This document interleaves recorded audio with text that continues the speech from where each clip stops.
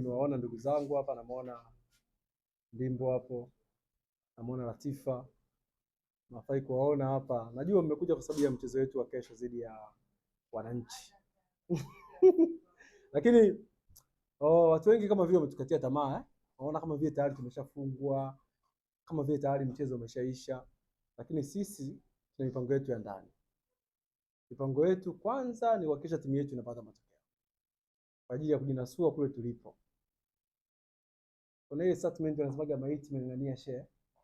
Huenda kesho ikathibitika katika dimba la KMC Complex. Na advantage ambayo ipo ni mchezo ambao sisi tunaweza katika dimba la nyumbani KMC Complex, lakini advantage ambayo nyingine tunayo ni kucheza majira ya saa 10 kabla jua halijafanyaje, halijaondoka. Unajua wachezaji wa Yanga wengi ni mapro hawapendi kukimbia. Kwa hiyo kwenye jua tutaonyesha namna ya kukimbia kwenye jua.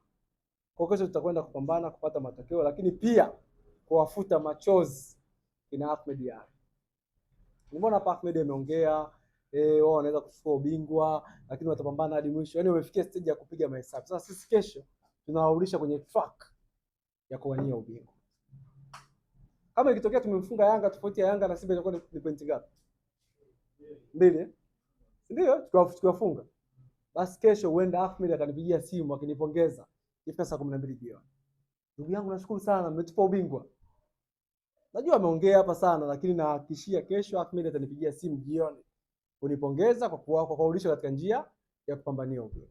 Lakini yote kwa yote sisi kama KMC tumejiandaa na huu mchezo.